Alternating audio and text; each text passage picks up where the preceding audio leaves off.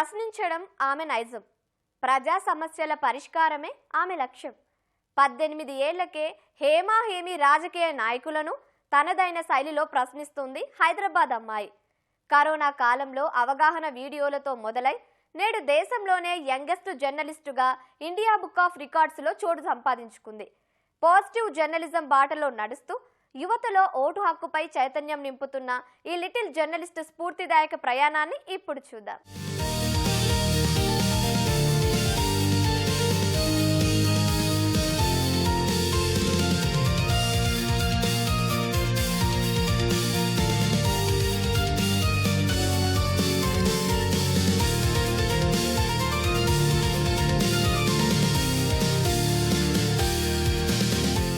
పదేళ్ల ప్రాయంలోనే ఆటపాటలు వదిలి అక్షరాయుధాన్ని చేతబట్టింది. 18 ఏళ్లకే దేశం గర్వించే రికార్డులను తన ఖాతాలో వేసుకుంది. కేవలం వార్తలు చదవడమే కాదు, సమాజంలో మార్పు రావాలని తప్పిస్తోంది హైదరాబాదుకు చెందిన వంశీ తివారీ. అతి చిన్న వయసులోనే India book of records, Telugu book of రికార్డ్స్లో స్థానం సంపాదించి యంగెస్ట్ జర్నలిస్టుగా తనకంటూ ఒక ప్రత్యేక గుర్తింపు తెచ్చుకుంది.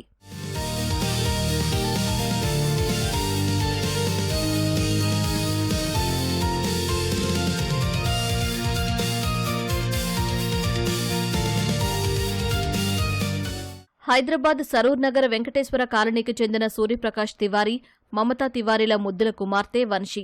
పుట్టి పెరిగింది, చదువుకుంది అంతా భాగ్యనగరంలోనే. ప్రస్తుతం కింగ్ కోఠీలోని సెయింట్ జోసెఫ్ డిగ్రీ కాలేజీలో BA digital media, mass communication మొదటి సంవత్సరం చదువుతోంది వంశీ.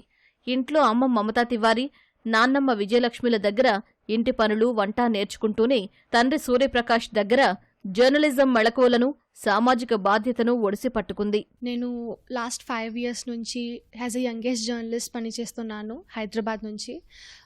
12 years ఏజ్ నుంచి నేను స్టార్ట్ చేశా. కరోనా టైం అప్పుడు స్టార్ట్ చేశాను. సమాజంలో అవేర్నెస్ ఇంకా మోటివేషన్ తేవాలని ఉద్దేశంతో స్టార్ట్ చేశా. ఎందుకంటే కరోనా టైంలో అసలు అందరూ లాక్డౌన్లో రూల్స్ పాటించడం లేదు. ఇంకా వాళ్ళకి అవగాహన తేయాలని స్టార్ట్ చేశా. మోటివేషనల్ ఇన్స్పిరేషన్ నా ఏరియాలో మాస్క్ వేసుకోండి, ప్రికాషన్స్ ఫాలో అవ్వండి. ఎందుకంటే ఆ టైంలో అసలు మొత్తం లాక్డౌన్ ఉండే, ఇంకా అందరినీ అఫెక్ట్ అయి ఉండే. సో ఐ థాట్కి అందరినీ ఇన్స్పైర్ చేయాలి. సో అప్పటి నుంచి స్టార్ట్ చేశా. దాని తర్వాత ఇన్స్పిరేషనల్ స్టోరీస్, ఎక్కువగా మోటివేషనల్ స్టోరీస్ చేస్తుంటా.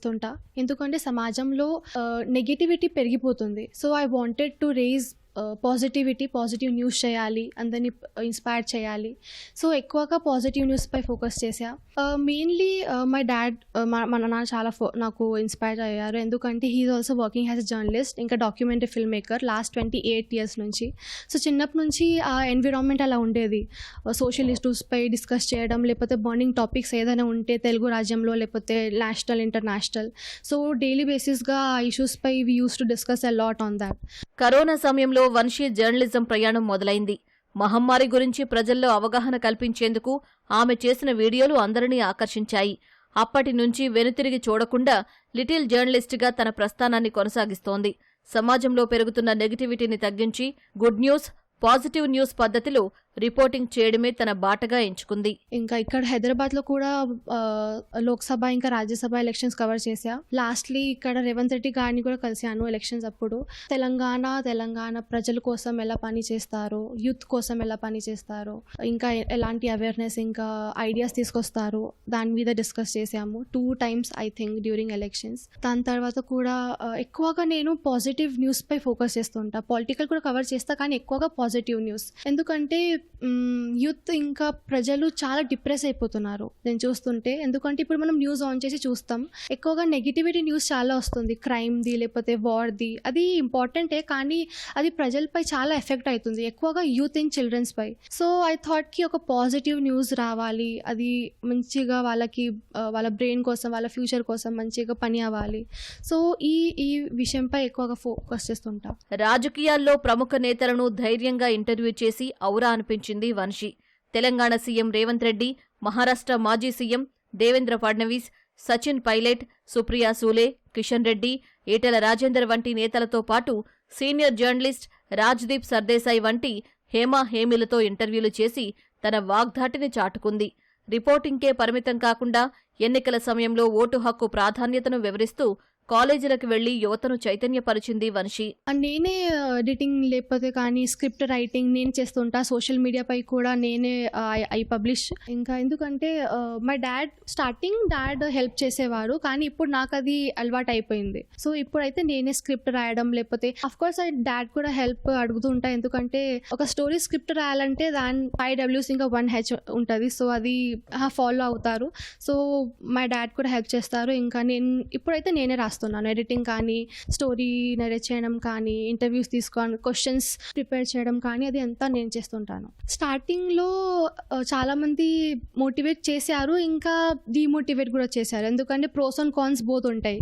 సో నా ఫ్యామిలీ చాలా సపోర్ట్ చేసింది. కొంతమంది ఉంటారులే, వాళ్ళు చెప్తుంటారు ఈ ఫీల్డ్ చాలా ఛాలెంజింగ్గా ఉంటుంది, నువ్వు ఒక అమ్మాయివి ఎలా చేస్తావని. కానీ అది పక్క పెట్టి నేను I focus on my work. ఎందుకంటే నా వర్క్ నాకు చాలా ఇష్టం. I really want to work for people. కూతురి విజయం వెనుక తండ్రి సూర్యప్రకాష్ తివారీ ప్రోత్సాహం ఎంతో ఉంది.